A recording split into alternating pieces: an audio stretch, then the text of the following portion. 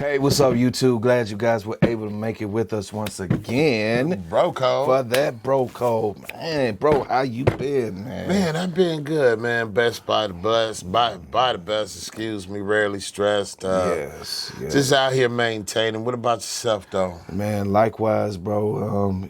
Just thankful and grateful every day. Oh, yes. Thankful and grateful every day for, the many blessings that we have, man. So, I can't complain.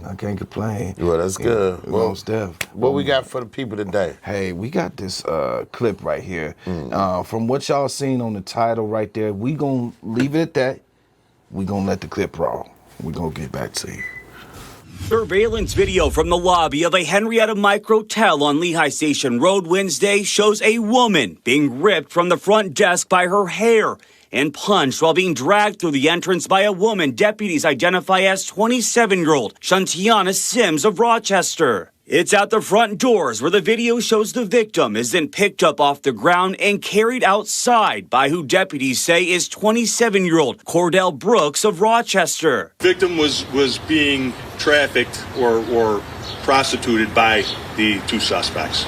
MCSO's Major Crimes Unit, along with its tactical team and the Rochester Police Department, searched several different addresses before finding the two suspects and the victim parked in a car on Joseph Avenue and Sullivan Street in the city just hours later. Who knows what would have happened, but for sure she would have been held there against her will for a longer period of time. Sims and Brooks now charged with second-degree kidnapping and second-degree assault, both felonies. As for the victim, she was sent to the hospital with what's being described as non-life-threatening injuries. Our victim's advocate and our victim services people were sent to the hospital and are dealing with her now. I think they've engaged outside services to try and help. MCSO says they're still investigating the incident to see if any more charges will be filed. Now to our other top story tonight, a disturbing kidnapping at a Henrietta hotel caught on camera. I look out the window and I saw that two people were dragging a girl out of the front door and they just threw her into the back seat of the car. Those two suspects arrested after they were seen on video dragging that victim out of the hotel. Good evening to you. I'm Matt Malloy. The victim later rescued in the city of Rochester. 13 Wham's Carla Rogner has more on that investigation tonight. Carla, good evening. Yeah, good evening, Matt. According to the Monroe County Sheriff's Office, the victim was being prostituted by the suspects. The video is disturbing, but authorities say it's important to see because it depicts the reality of sex trafficking. It took me a good few minutes to question whether or not if I was actually dreaming when I saw that. Jordan Burkett was sound asleep in his hotel room when he woke up to the sound of a woman screaming. I look out the window and I saw that two people were dragging a girl out of the front door and they just threw her into the back seat of the car. Concerned, he dialed 911. Security camera from the Microtel Inn shows what Burkett saw. A woman being dragged from the front desk of the hotel and out the front doors by two suspects now identified as Cordell Brooks and Shantiana Sims, both 27 years old and from Rochester. She kicked the door open. She tried to get out. She was halfway out of the car. The car started speeding off and they pulled her back in. We put a lot of resources very quickly into trying to find this woman. Like we said, it was obviously a very physical, very violent crime.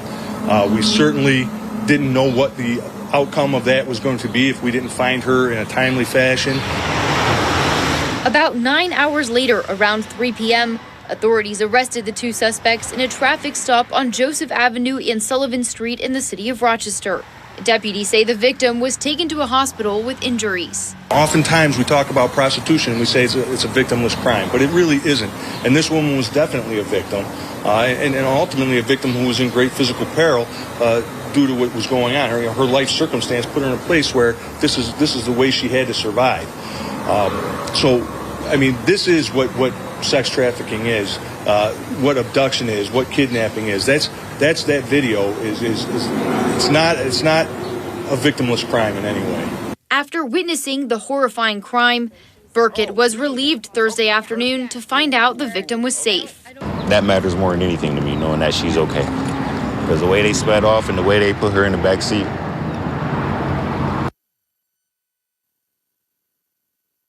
And investigators say the victim is from out of town and that she came to the area and has been with these two suspects for a few months now. The sheriff's office is continuing to investigate the circumstances. All right, bro. Out of Rochester, New York. Rochester. I want to just say shout out to Rochester, New York. I used to live there a long time ago before I moved to Milwaukee. You know what I'm saying? So we'll say shout out to the city. You feel me? Yes, sir. Yes, But sir. you know, unfortunately, we're not talking about the city and the greatness of the city right now. We're actually talking about some of the things that are not so great that happens in that city, and this is one of them. With the trafficking, I would like to say. Yeah. Yeah, I'm assuming that the lady, the young lady, was from out of town. Yeah. They said, and just got mixed up with the wrong people, and they ended up pimping her out, prostituting her out, or whatnot. And I know this might not be directly related to the story, but Mo, I don't know if I ever told you the story when I had first moved to Rochester. It's probably like in 77, I want to say. In 77, 78. Well, now that's when we moved from Chicago up there or whatever. Right. But we was in the park, me and my mom. We was, me and our mom, sorry, were walking in the park. And it was a prostitute and a pimp. And they got into an all-out brawl fight. I mean, they was throwing them. I mean, throwing them. Her wig got snatched off. But I'm going to tell you, that woman held her ground. Held her footing with this dude. She was toe-to-toe with him. I said, this is a tough brawl. I said, they would fight like two men. Damn. You wouldn't have thought it was a man and woman fighting.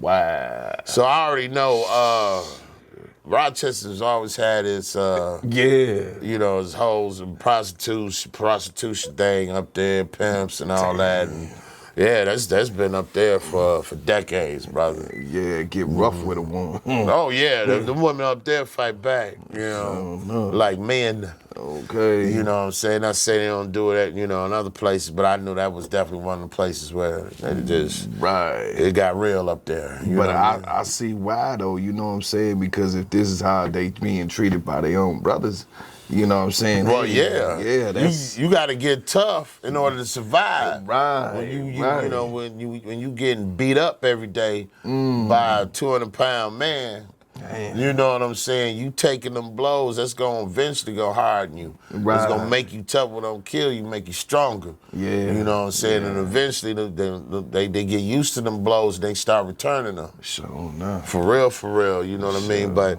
I mean, in this case, this was a little thin white girl that I guess, I don't know what her story was, how she ended up in Rochester, but again, she just met up with the wrong people. Yeah. And it just seemed like she tried to escape the situation. Yeah, I think she didn't want no She didn't want to do it anymore, you know what I'm saying? But, excuse me, they found out where she was at. And they just, in broad daylight, cameras rolling and everything in front of people. Yeah. Just went on here and snatched up. You see how that girl just drug out by her head like a caveman. Yeah. You know what I mean? Yeah. Just like, no, you coming with me. Like, she was her proproperty. Sure enough. Yeah, you sure know. enough. And I mean that's a whole nother aspect right there, because a lot of these young girls and in a lot of these ways that they get trafficked, I heard, is through women, because they trusting of a woman more so than a man. Than a man, so right. When a woman approach them, say they got an opportunity for them, you know, they go here, oh, okay, cool, yeah, girl, you know, but, and this is one of those case scenarios where we actually get to see where, a woman don't necessarily have, even though this is being done to a woman, doesn't necessarily mean that you can't get done like that by a woman. Oh yeah. They always look at the man. When we watch, you know, these clips, it's always about the man. It's never, it's rarely ever about a woman. Right. But this is the one case where we get to see, hey, it's these women out here doing that shit too. Well, I'm gonna tell you, you know, especially you know, and just in, you know, from past stories, let me just put it that way, you know. A lot of pimps, you know, will have what they call a bottom B. Bottom, yeah. And that bottom B will go and recruit other women and bring the women to him. So no. You know what I mean? So this is no different from, I mean, the tactics, how they're using it is no different from how they've been doing it since 60s, 50s, 70s, whatever. Right. No different. So, you know, because that's probably, you know what I'm saying? And then, you know, the girl that they was trafficking, you know, she probably didn't have nowhere to stay, probably didn't have no money, you know, so probably was hungry. Yeah. And they probably provided all that for her, but there was a price to pay for that kindness. Oh, yeah. So-called kindness. Oh, yeah. They was showing her, so. Definitely. So, I mean, hell, with that being said, you all, go ahead and love on your children, love on your daughters, and make sure that they feel love when they're at home, because you never know why this girl might have ran off or whatnot, or what she's running away from. But I'm pretty sure if she felt love at home, she wouldn't leave it. You know what I'm saying? So, you know, with that being said, y'all leave y'all comments and let us know, bro, did you have anything that you wanted to add? Well, no, I just wanted to say, you know, I'm just glad that the young lady's good and she's okay. Yes. And that, you know, she's trying to, hopefully she can get the correct help that she needs, you know, now. So. Yes, factual. All right, y'all heard it. Go ahead, leave your comments.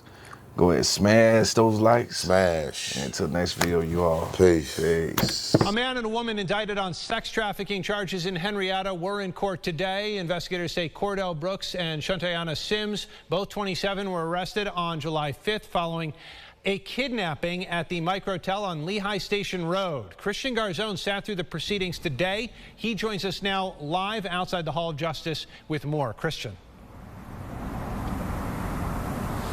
Yeah, Adam, as most of you likely remember, there is a tough-to-watch surveillance video alleging to show Sims and Brooks kidnapping a woman inside the Micro Hotel, pulling her out of the lobby. Both are charged with sex trafficking, kidnapping, and assault. Both Sims and Brooks did plead not guilty to those charges in court today.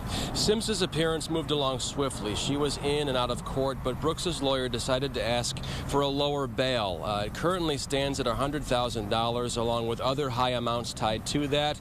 The defense said the bail is an undue hardship for his family. His pregnant wife and child were outside of the courtroom, and emotions were very high, especially at the end.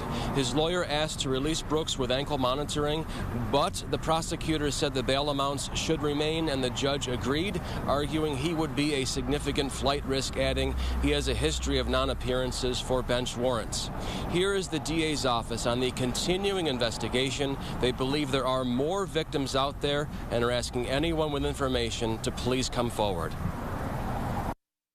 Obviously, we work on the state side. We're working in conjunction with our federal partners here. I can say that the FBI is working with the Monroe County Sheriff's Office on this case, and we're working in conjunction with our federal partners. And if there are more victims out there, we'd certainly like to hear from them. It's certainly something that the investigation would be important for the investigation, and I can say that this is an ongoing and active investigation. Now, the next hearings before the trial for Brooks and Sims will be in September and in November. Live in Rochester, Christian Garzone, News 8. Adam, right back to you. All right, Christian, thank you. The actual trial for Brooks and Sims is scheduled to start on January 22nd.